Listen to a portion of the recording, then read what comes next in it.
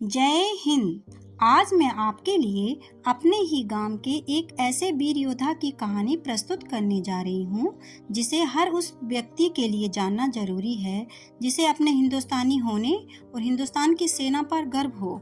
ये कहानी उस साहसी युवक की है जिसने अपने देश की खातिर अपनी जान हंसते हंसते कुर्बान कर दी।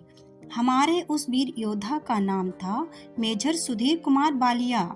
सुधीर का जन्म हिमाचल प्रदेश के बनूरी नाम के एक छोटे से गांव में 24 मई 1969 को पूर्व सूबेदार मेजर रुलिया राम बालिया और राजेश्वरी देवी के घर हुआ था।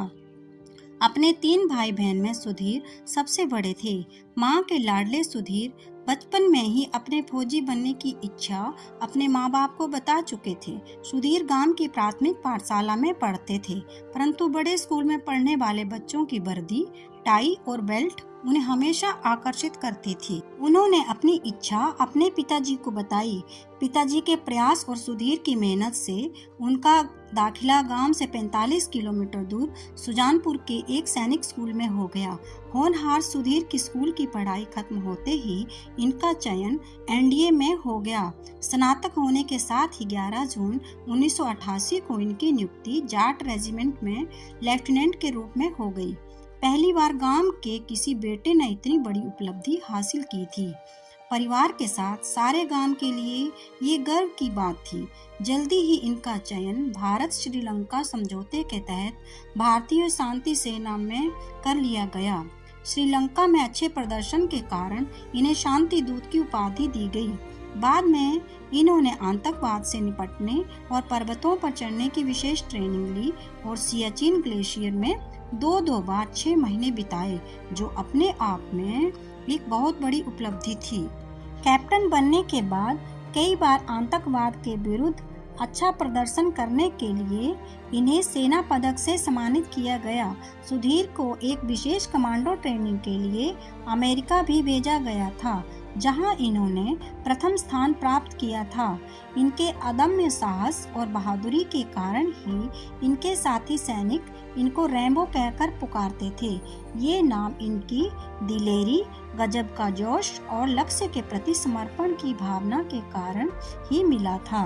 अगस्त 1999 कारगिल का युद्ध चल रहा था। सेना प्रमुख के सेक्रेटरी होने के कारण सुधीर युद्ध में नहीं जा पा रहे, परंतु अपने साथियों को युद्ध में मरते देखकर वे खुद को युद्ध में जाने से रोक नहीं पाते हैं और अपने सेना प्रमुख से युद्ध में जाने की अनुमति मांग लेते हैं। अनुमति मिलते ही इन्हें मस्को घाटी में जुलू टॉप पर कब्जा करने का टास्क सौंपा जाता है। ये चोटी उस समय पाकिस्तान के कब्जे में थी। 25 जून 1999 को सुधीर के नेतृत्व में एक विशेष सेना की टुकड़ी द्वारा जुलू टॉप पर हमला कर दिया जाता है। सुधीर ने बड़ी ही होशियारी और साहस का परिचय देते हुए इस टास्क को पूरा किया और जुलू टॉप पर भारत का ध्वज लहरा दिया। आतंकवादी इनके नाम से थर थर कांपते थे। इन्होंने अपने जीवन काल में निडरता के साथ कई आतंकवादी ठिकानों को समाप्त कर दिया था। इसी साल इनकी यूनिट को अचानक एक खबर मिलती है कि कुपवाड़ा के घने जंगलों में आतंकवादियों का एक गिरोह छिपा हुआ है।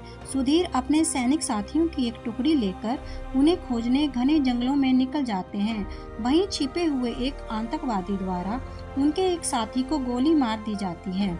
ये देखकर सुधीर बर्दाश्त नहीं कर पाते और गुस्से में आकर तुरंत पोजीशन लेते हुए बिना देरी किए एक साथ कई आतंकवादियों को मार देते हैं। वह अकेले मोर्चा संभालते हुए अपने साथियों को डटे रहने का संकेत देते हैं। इसी बीच सुधीर को भी कई गोलियां लग जाती हैं। वह अपने दर्द की परवाह किए बिना रेस्क्यू के खत्म होने तक अपनी जगह से नहीं हिलते हैं। सब आतंकवादियों के मारे जाने के बाद उन्हें हेलीकॉप्टर द्वारा अस्पताल ले जाया जाता है, परंतु रास्ते में ही इनकी मृत्यु हो जाती है। सुधीर अपनी मां से हमेशा कहते थे कि मां, देखना, मैं किसी बीमारी या तकलीफ से नहीं मरूंगा। मैं अपने देश के लिए गोली खाकर ही इस दुनिया से जाऊंगा। और आज सुधीर ने ये कर दिखाया था। सुधीर हमारे देश को गर्वित कर अपने परिवार और बनूरी गांव को हमेशा के लिए छोड़कर जा चुके थे।